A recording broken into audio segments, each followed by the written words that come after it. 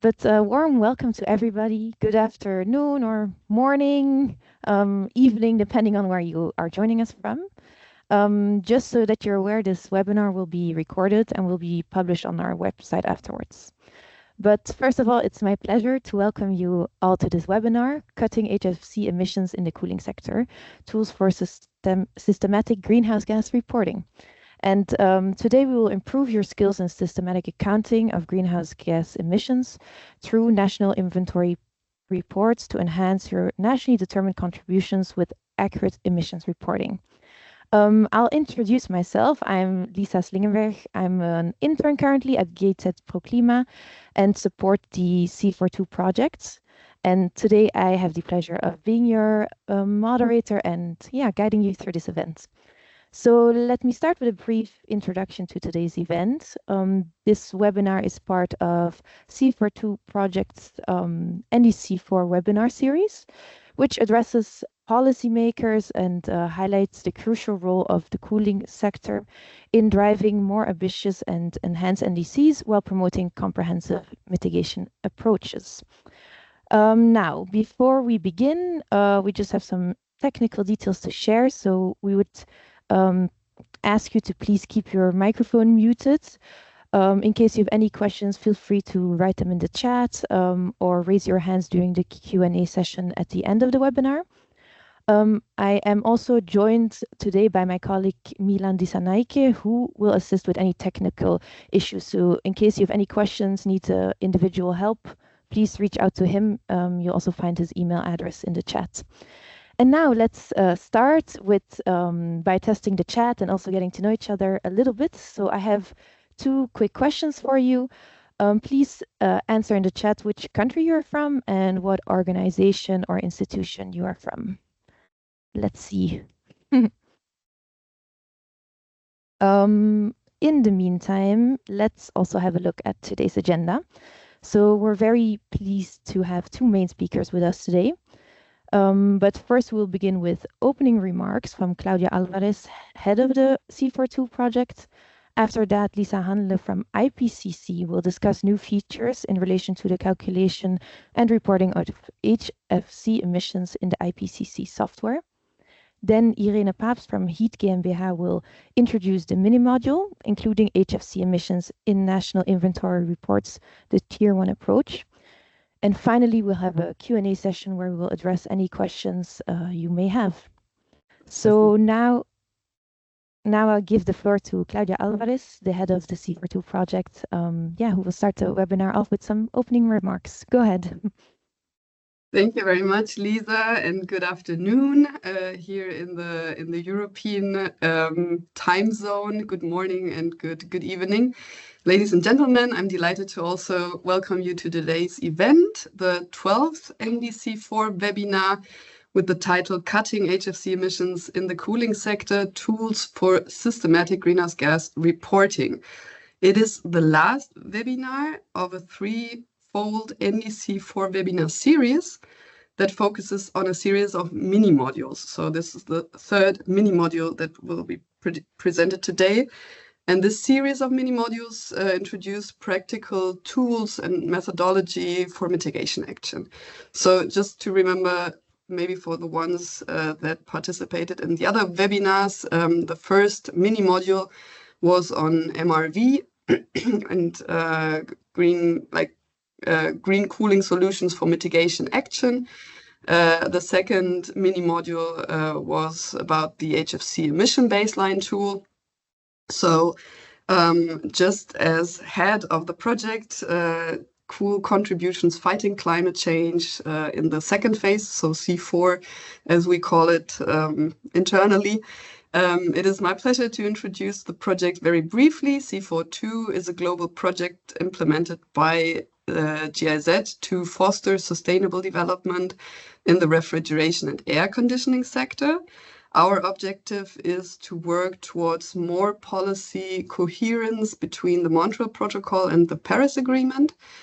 C42 especially works to support countries in implementing more ambitious NDCs in the RAC sector to unlock enormous greenhouse gas reduction potential.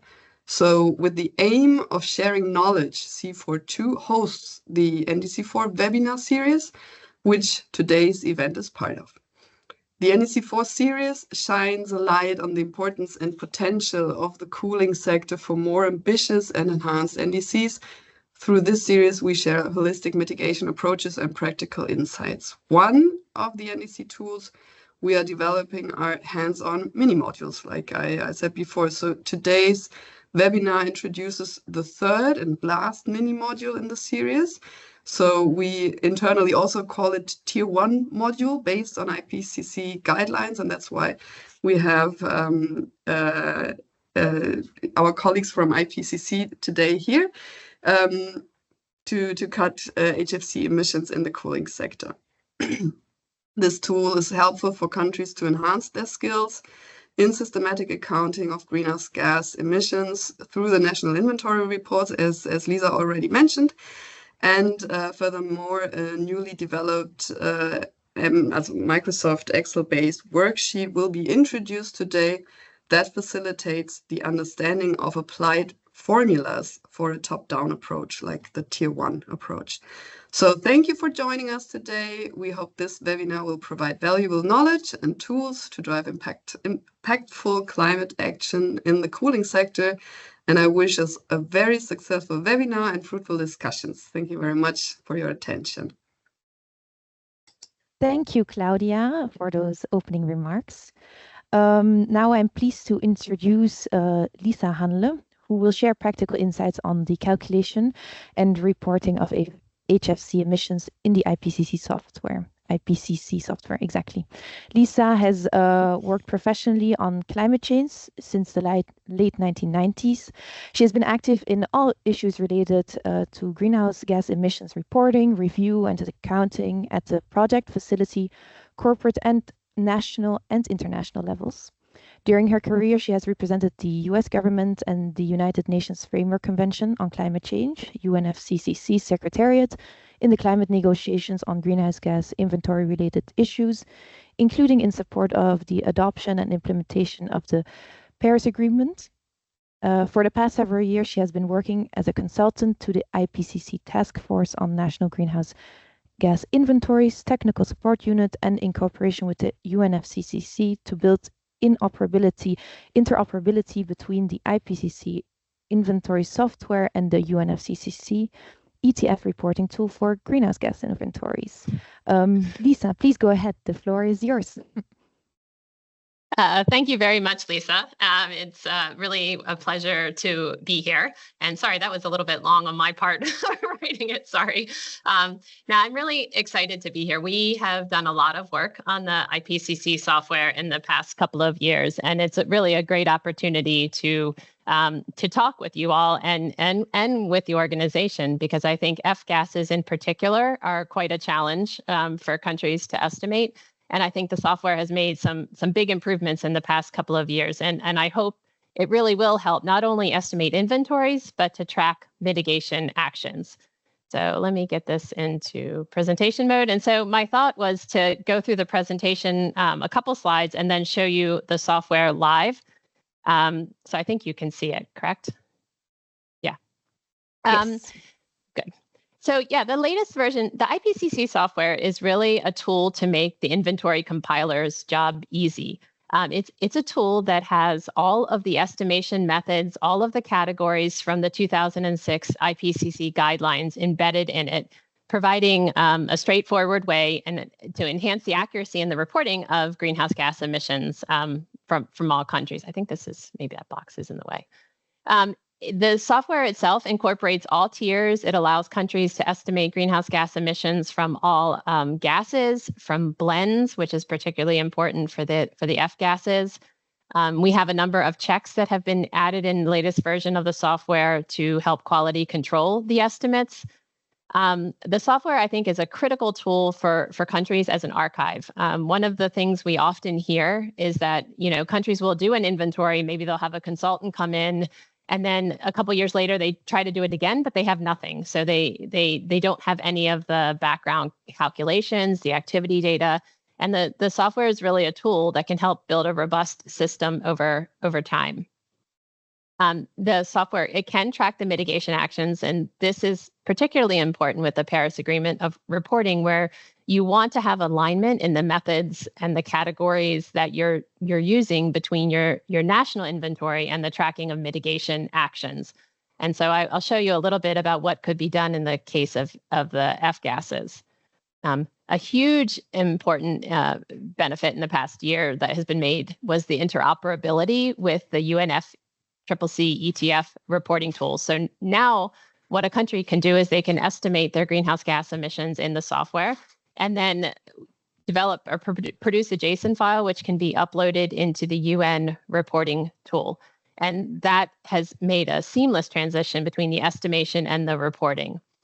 We also have a series of guidebooks available on the TFI's website that you can go to that really is a step-by-step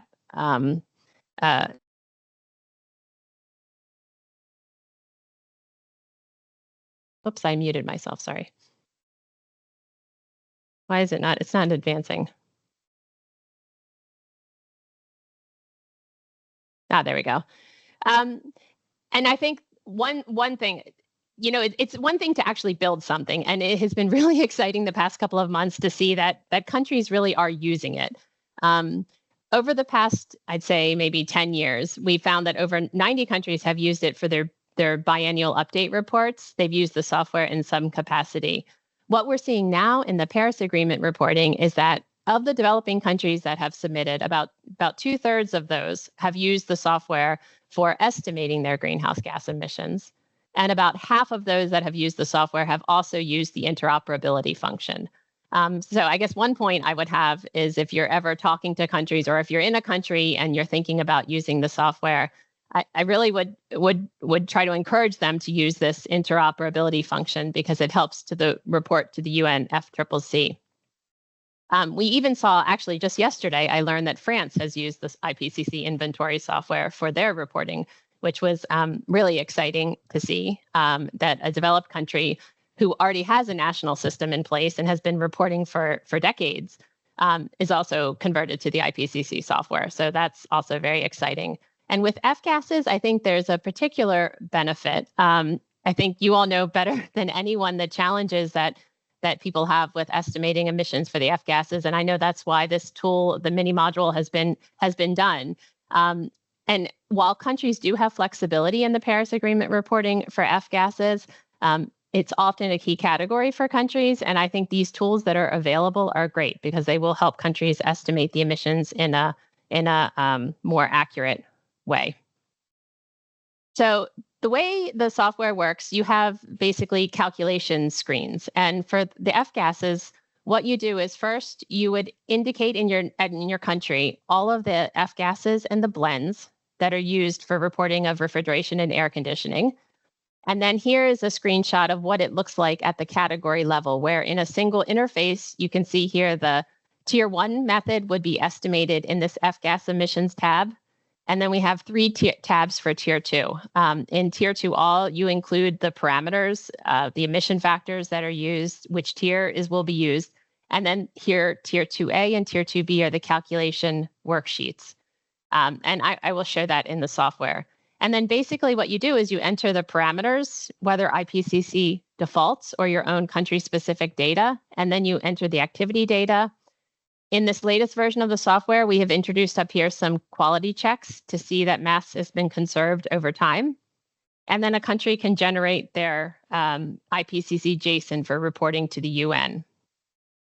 So I'm going to try quickly to go into the software. I think you can see it. Just scream if you can't. But here's the actual interface of the software. How do I get this out of the way? Here's the actual interface of the software. So what you would do, yeah. I can't see it currently. I don't know about the others.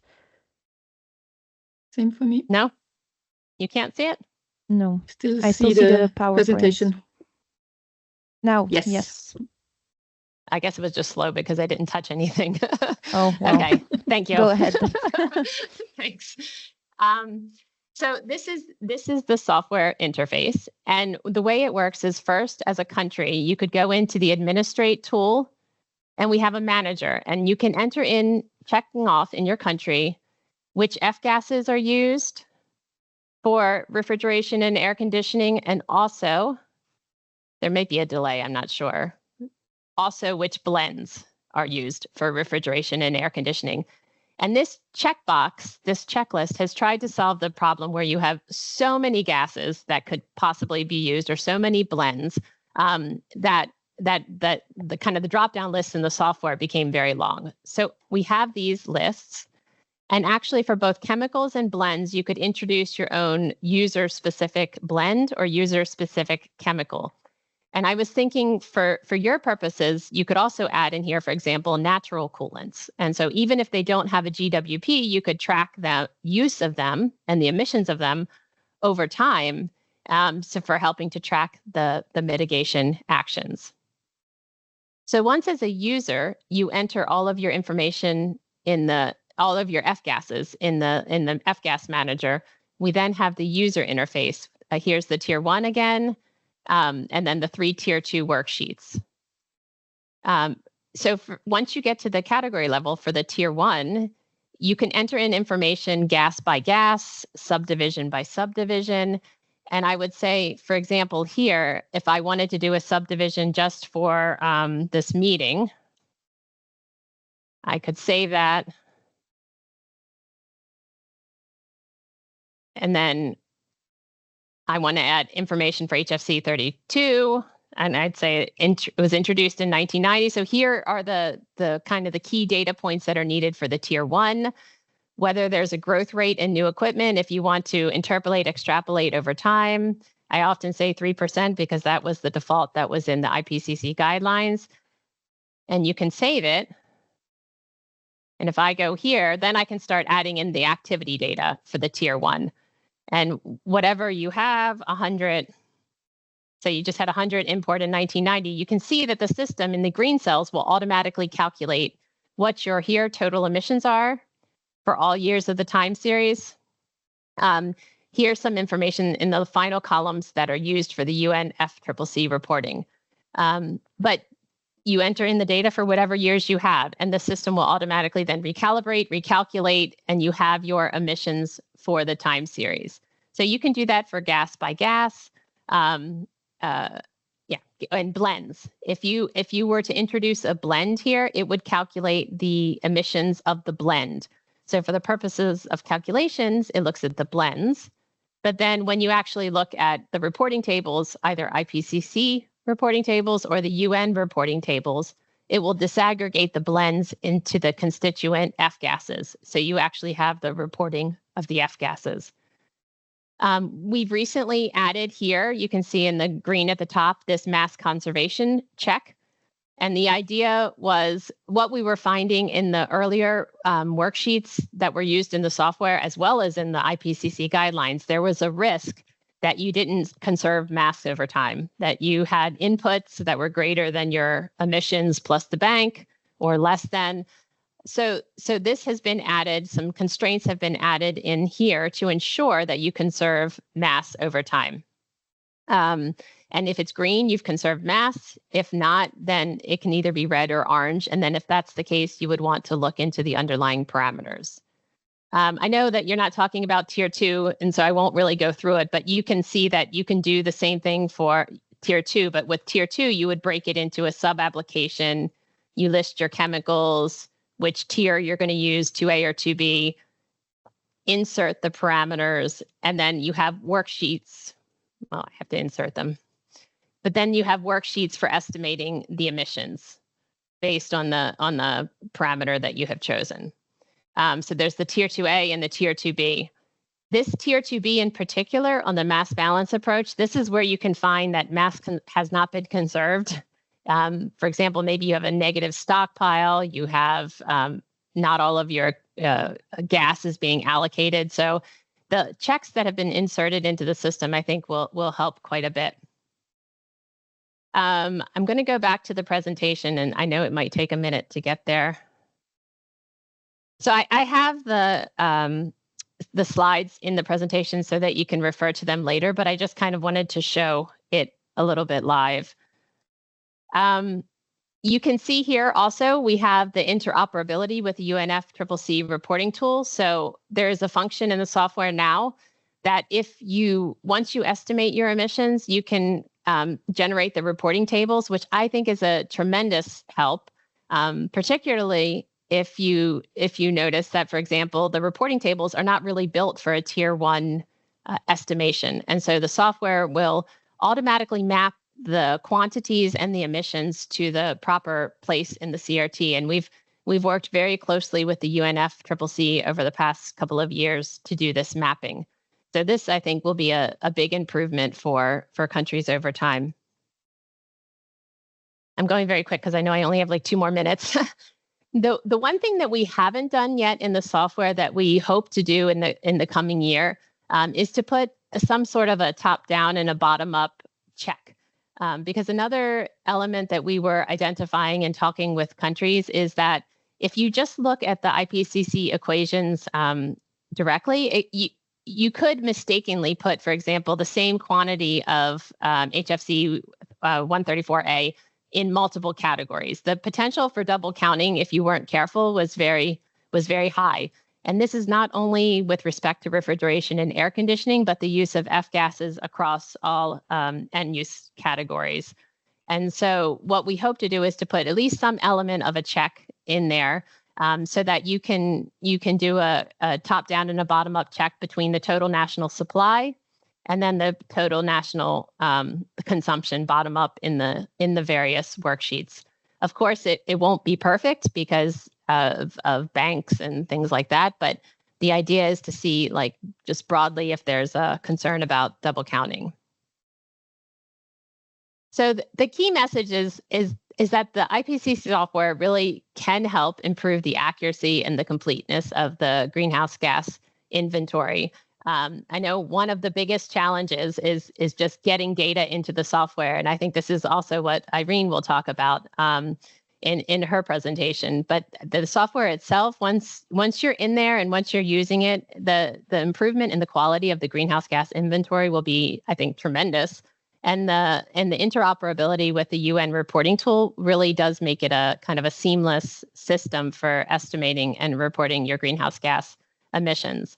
I think as we're starting to look also at the tracking of mitigation actions, there's a huge potential here with the software to, on the one hand, track your inventory, but then also see the impact of the mitigation actions. And so when you are reporting on your mitigation, you can see that you're using the same methodologies, and there's consistency between your inventory and your mitigation actions.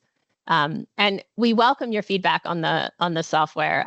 Even preparing for this meeting and working with Irene, we've already made some improvements. So it's great to be able to talk with you all. And if you have any feedback, feel free to reach out to me or to the IPCC TFI. We look forward to working with you on this.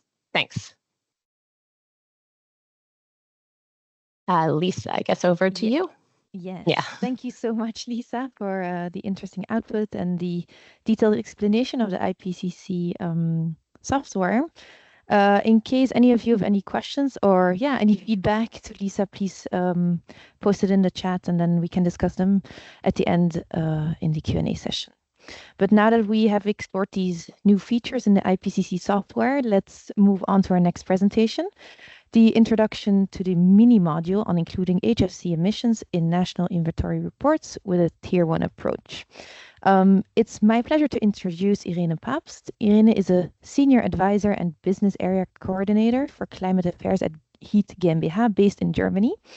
Over the last 16 years, she has advised numerous countries on HFC and RAC sector inventories, mitigation actions, and NDC integration. She has also developed methodologies for REC sector inventories as well as for estimating ODS and HFC banks on the national and global scale. Irene, the floor is yours. Thank you, Lisa, also for that kind introduction. I'm really happy to be here to talk about my pet topic, which is MRV and emissions accounting. And I hope to supplement what the other Lisa has presented before, as we were working within the project on also helping to help countries to use IPCC software and also use the IPCC methodology to report HFC emissions. And well, we figured out today that we were actually working in parallel, that we tried to supplement the software which was under development for the past month or even years. And now, well, in the end, we brought it together, and I discovered that, well, I made an Excel tool that actually mimics what the software does. And now we present it in the hope that it helps countries to understand the methodology, to understand the calculation, and to maybe also overcome that mystery of the software, how it actually works. Since, well, also when I started using the new software, was kind of, okay, how does that work? How is that here? Why is it doing this? Why is it doing that? How can I add data? Because at first I couldn't understand it at all. So I hope by sharing my learning process in a written down format, and I also know that IPCC also shared guidelines, we hope to complement what IPCC does, and hope to spread also the notion that using the software is actually great, as then it's uniform, and also, as Lisa said, it's also a great repository of data. Because if you have heard other presentations of myself and webinars, I like to talk a lot about inventories, and that is not a one-time questionnaire kind of thing, but something that needs to be built over time, and that data collection and data monitoring needs to be done consecutively over years to actually also follow the trend and have the same data sources to have a comparable time series. So, starting with my presentation, of course, I'll quickly continue to talk about the aim, what we want to do with the tools, and then talk about data requirements, what you need for the Tier 1 approach, and then also show you live the Excel tool, and yeah, also hope for questions and feedback. So, of course, the aim of what we are doing here with this mini module is to support the HFC emission reporting via the software. It's not that you should use the tool and use that tool for reporting to the IPCC or to the UNFCCC rather, but to really help you to understand how the calculations work and then use the same data in the software. And by all means, if you find any differences between the tool and the software is right. Please tell us that if you found some differences, and we'll look at it where we might overlook some issues. We did quite a bit of quality control, so I hope you will not find anything, but nothing is perfect. So if you find something, please reach out. We will share it on the WooClima website. I guess there will be a link in the end of the presentation. And we also on purpose share it without any protected cells. So of course that means you could by accident change something, and if you discover that might be the case, just download a new version and copy over your data, and I think that should make the trick. But on purpose we leave it all open so you can look at all the cells, look at all the references, and do your thinking if you like to do. So we only focus on Tier 1. That means we use the existing consumption data that anyway each country has to report under Article 7 to the Montreal Protocol. And we hope that this enables the inclusions of the HFC emissions into a national inventory report, which also facilitates then the inclusions of the HFC emissions into the national determined contributions. And also, Lisa said already several times that there is a link to reporting under the Enhanced Transparency Framework, also accounting for mitigation. So we hope by that also to address a gap to make the greenhouse gas accounting even more comprehensive, also including F-gases. So, of course, that enhances the visibility and completeness of the emissions reporting. It also supports evidence-based policy making. You know what you can count, what you can measure, you can also change. We hope that also it helps to identify implementation gaps. It also reports the climate impact of the Kigali Amendment compliance. So especially when looking into the future years, when the Kigali Amendment will really lead to hopefully HFC consumption reduction. We can also see how that would lead to emission reductions. If you remember the previous mini module, we also introduced a very top-down tool that could also estimate the difference between a business as usual scenario and a Kigali amendment by not going for different gases, but really looking at the overall consumption allowance on the baseline of the Kigali amendment. And by translating HFC consumption into HFC emission, it also connects the Montreal Protocol actions with the broader climate goals and hopefully also enhances the visibility of HFCs to also show that this is an important topic that, if unattended, will lead to quite a lot of emissions in the future. So the method is, in the tool, is the tier 1 method, which is the most simple one, the most top-down one, not looking at different subdivisions and sub-applications, but looking at HFCs as one big block. It's based on the reported HFC consumption, as I said, that is reported to the Ozone Secretariat. In the end, it's reported in CO2 equivalents, but of course the input is on metric tons of HFCs. And then a global warming potential is applied to each of the gases and to each of the blends. Caution needs to be exerted when countries have considerable other uses than the RUC sector uses. So this is the methodology for refrigeration and air conditioning sector, with building up a bank, but having a certain emission factor from the stock of pieces of equipment. So in case there is other considerable uses, like for example, foam or solvents or medical aerosols, this is only applicable to the portion that is going to the RUC sector. So if you have country data, or country program data under your HPMP, your HFC phase-out management plan, or your Kigali implementation plan, rather, because we're talking about HFCs, then you should also have that separation. But if this method is only for the portion that goes into the refrigeration air conditioning sector. So, as I said, what you need in terms of data is the HFC consumption per substance in metric tons, at least for the current year, or for any other year that you can base a time series on, applying a growth factor. Helpful is also the year of introduction of the substance, so you know when to start your interpolation. You can, of course, have additional data points between those years. That makes the estimate even more accurate. The Excel tool has slots for up to 20 substances. That can be either a blend or a substance. So I hope that is sufficient, also with the multitude of blends that are coming up currently.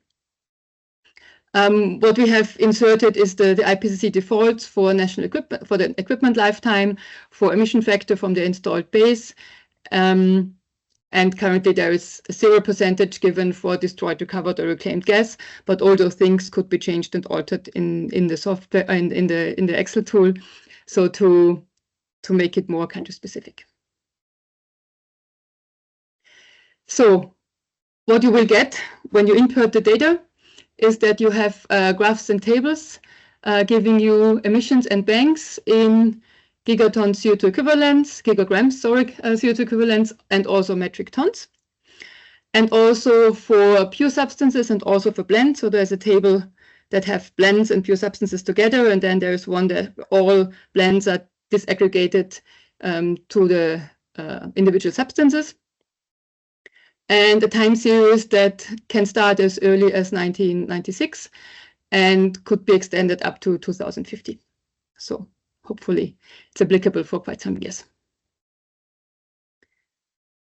So, and what we have here, and I will switch now to the Excel tool itself, which is just behind here. I think you see it.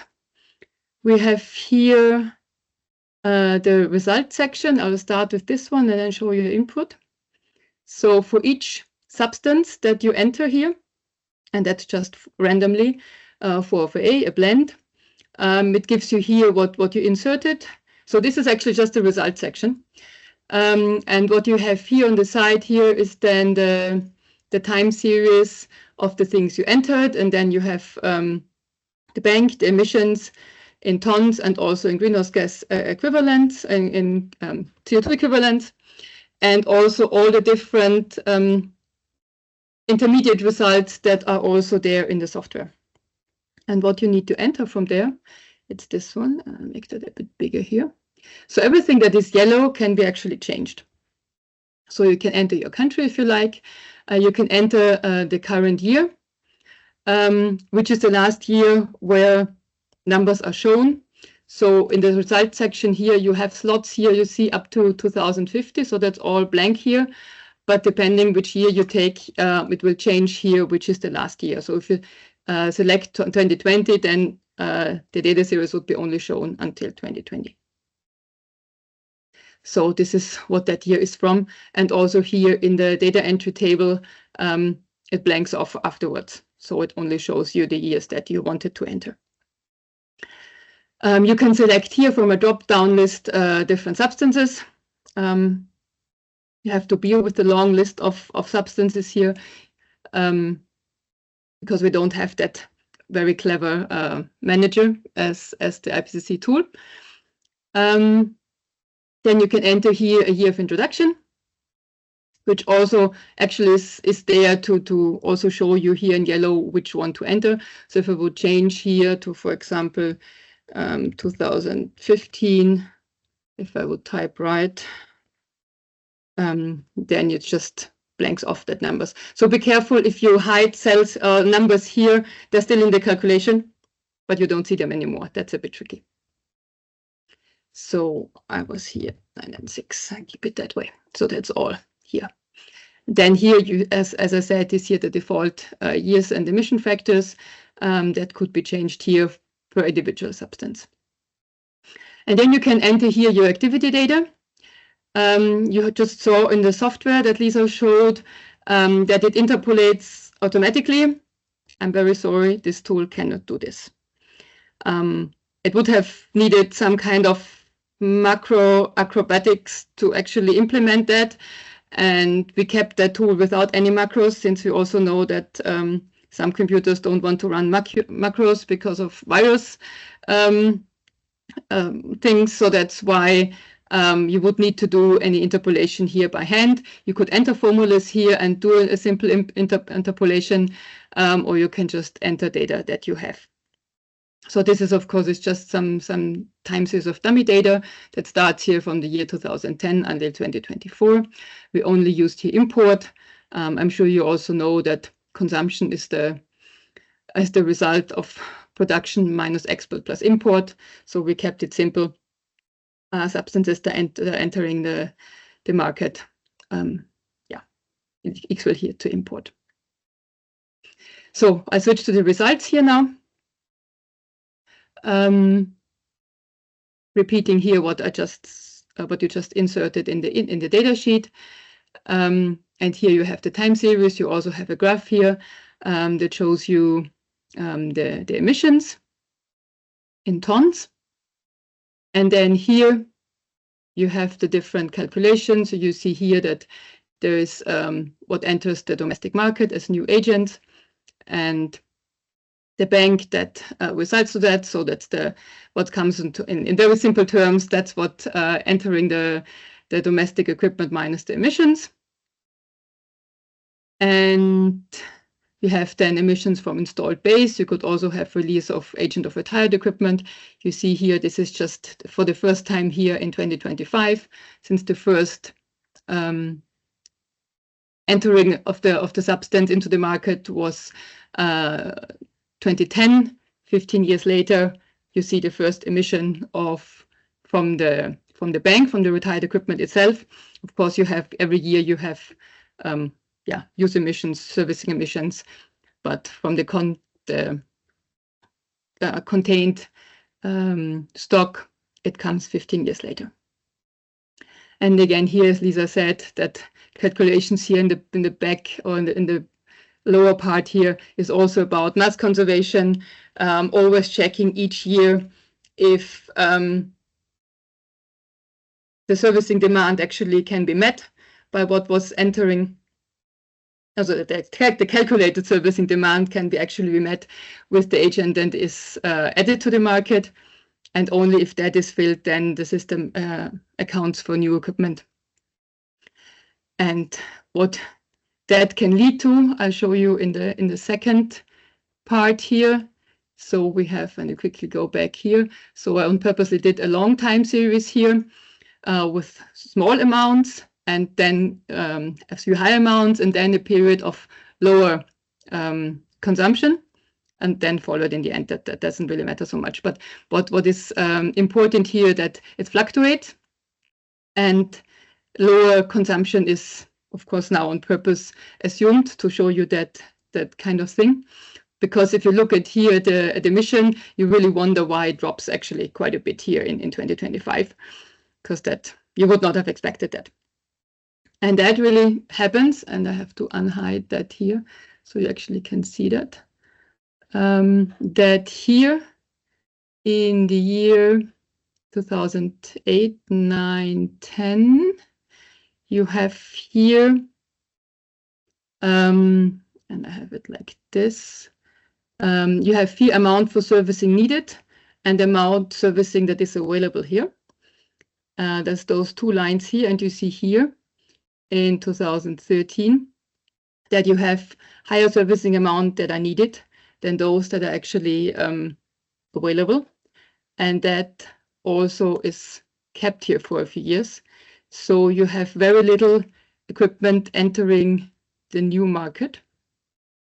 So we have here new installed base here. You can see here, you have here high, little, high, higher, zero.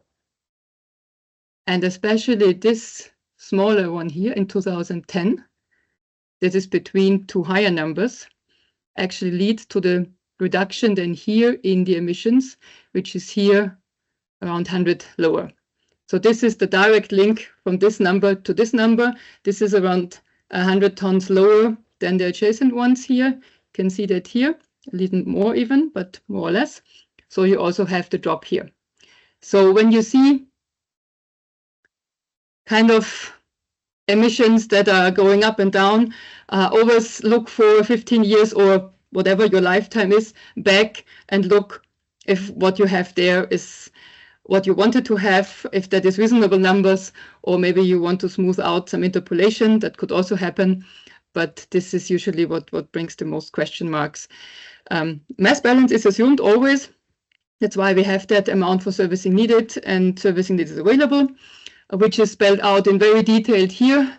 If you want to understand this one, I think we have to do another session, but this is really shown what kind of servicing is needed per equipment type and per year, not equipment type, per substance and per year and per vintage, what I wanted to say, versus what is available on the market.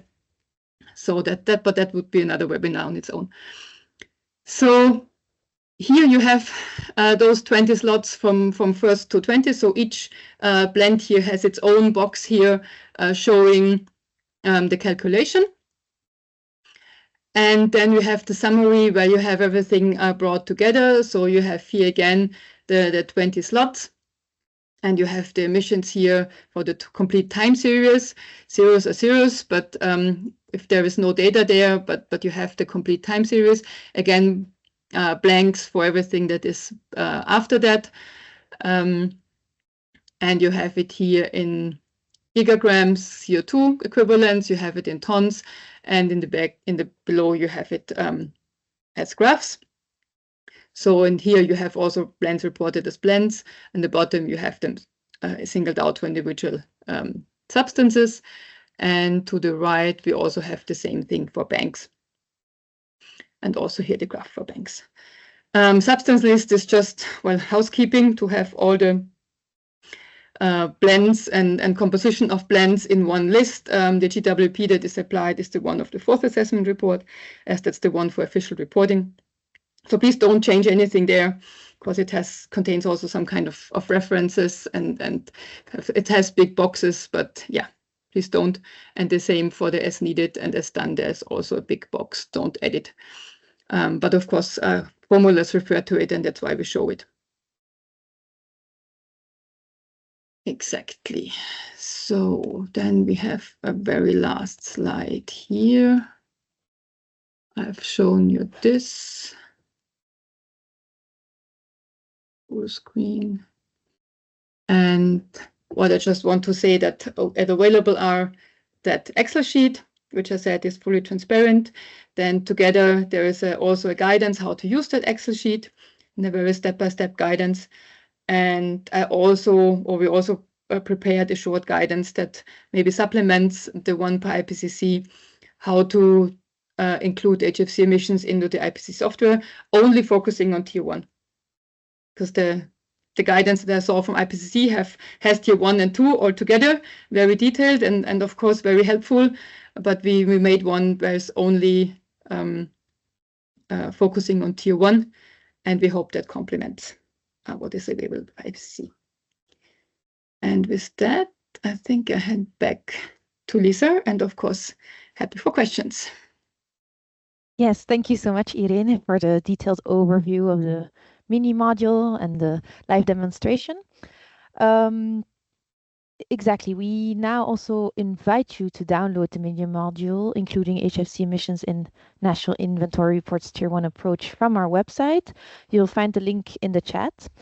And now that we've heard both these informative presentations, we can come to our questions and answer session. So in case you have any questions, any comments to Lisa or Irene, please go ahead, either raise your hand or write them in the chat. Yeah, we can discuss them. I think there was already also some inquiries regarding training and other ways to learn more about inventory reports. That was answered by Lisa, but maybe Lisa, you'd like to just reiterate what you told them in the chat so everybody can be aware. Sure. Yeah, thanks. And thanks to Irene on her presentation as well. The TFI, the IPCC TFI doesn't do one-on-one country trainings, but we are actively involved in any kind of regional trainings. Typically, they're run by the UNFCCC or by the CBIT GSP program. So we'll often do regional trainings there. But there are a lot of resources available also on the website. And I'm also very happy to help if anyone has questions. I love to see countries reporting and companies using the software, so I'm happy to help as well. Thanks. Great, thank you. Let's see if there's any more questions from the participants. Any questions on how the software works? Go ahead, Claudia. Okay, thank you both for your good and insightful presentations. I just wondered, okay, this Excel tool we developed, Irene, do you need to be an expert in Excel to use it? It seems very like, okay, there are so many graphs and so on. You have guidelines how to use it, but maybe for our participants, it would be interesting to see.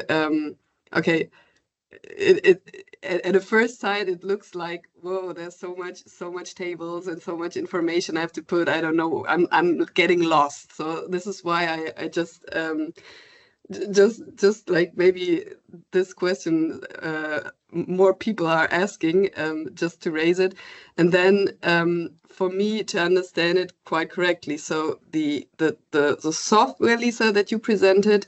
So like a second question, the software you presented is like on tier 1 and tier 2 and really gets on focuses on the emissions and the reporting on emissions.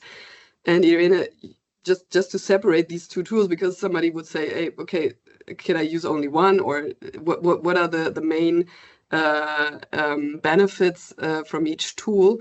To see, okay, there I see what you explained, Irene, in the Excel-based tool, that you see like the demand and what is required in like a prognostication for the future years, so I can be prepared or things like that. So maybe if you can develop more on that, that would be, I think, interesting. Thank you.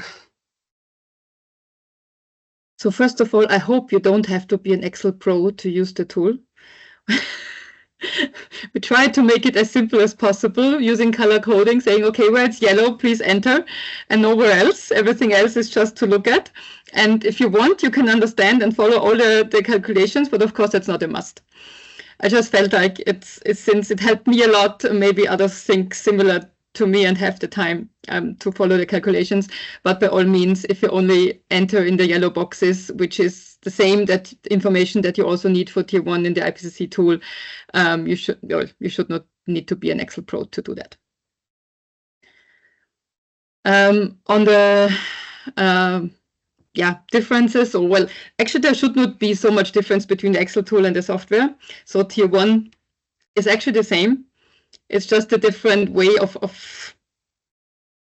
calculating. Well, it's not even a different way. It's just a different method by using Excel rather than using a software where, yes, you have some of the formulas spelled out in the top, but you don't see how it's actually working. So it's the visual implementation of what the software does. Yes, if you would use future years and also enter future years, you could see, okay, how much do I need for servicing and new equipment? Yes, that would be an option to do that and to have a better understanding what kind of gases you need or what is the servicing demand that you already have by the equipment that you have installed. But as I said, the software beats the Excel tool. So. Yeah, I would say, I don't know if it beats it. First of all, I agree you do not have to be an Excel whiz, because I am not. And this stuff, some of this stuff really does scare me, particularly F gases. And in the US government, we used to switch. Like half of the country, half of us did F gases and half of us did non-F gases. And I was a non-F gas person. So you do not have to be a whiz to use that tool or the software. But I do think what is nice about the tool that Irene presented is that you really can see like this how when you put activity data in, how does it impact what is needed versus what is available? Like you really can see and understand better how the dynamics of the market are working. And what we have found in talking to individuals is that, I mean, I always will say that the IPCC software is really a good thing to use, particularly with this interoperability, because I think that really has been a game changer. But nevertheless, there are countries that still want to see the Excel and they want to start from the Excel and then build up. And so I do think that and we have shown that the results are the same. So I think that's also very, very good. So I think that there are benefits on both sides. Thank you so much. I think it's a good completion. Or how do you say? It's like really the software and the Excel tool. So one is more detailed and you see the development through the years. And so thank you very much for your great answers and to clarify this for the audience. Thank you very much. Yes, thank you so much for the clarification. We're perfectly on time. So we're coming to an end, and to finish off this webinar, I'll give the word back to you, Claudia, for some closing remarks. Go ahead. Thank you very much, but I think Irene wanted to add something. So before I do that... Honestly, yes, I had one little thing. Go ahead, go ahead. There was that question about training, and I was just thinking of maybe it would be a good idea to use the open-ended working group or the meeting of the parties to the Montreal Protocol to have a side event there to showcase the new version of the software and to also make NIRs aware that this would be actually a great addition and what is new. Because I think for a long time, NIRs didn't think about the software because it was in a state where it was not so user-friendly. But now, since that really changed, that might be an idea for a joint webinar or a webinar by IPCC or whatever, but that would get you all your target people actually on one spot. Yes, sounds like a great idea to reach even more people. Yeah, thank you for that. And now I'll then give the word to Claudia. Yes, thank you so much. I'm really happy about these 3 mini modules that were presented during the last weeks. So here on the slide you see the 3 of it. Today was the last one. So I think it's really, these are very practical methods on reporting, monitoring, reporting and verification, to calculate emissions, HFC emissions, and what we presented today for the inventory reports. So I think it's great to have them. We have them on our website. You can download it with the QR code that is presented there. So I really thank you so much for participating today, for presenting. Irena was, I think, in most of the, well, or your company was in most of the mini modules there presenting, and in person, you or one of your colleagues. So thank you very much for that. And I think it's a great idea that you put it like to think about a side event. I think, Lisa, we could talk about that in further ideas on OEWG or at MOB. So I think, yeah, just to really get it closer to just to lose fear of all this reporting and these little numbers and so on, so that the political partners and agencies or companies that are working on that really lose their touch. I don't know how you say, their fear from using these methods or these tools. And yes, thank you very much.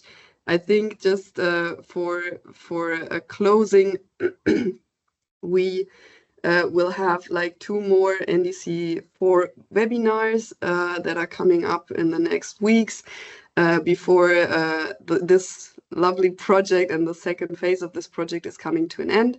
So we are happy to see you there again, and stay tuned. And now I think, Lisa, you just wanted to highlight what we still have for this little time left.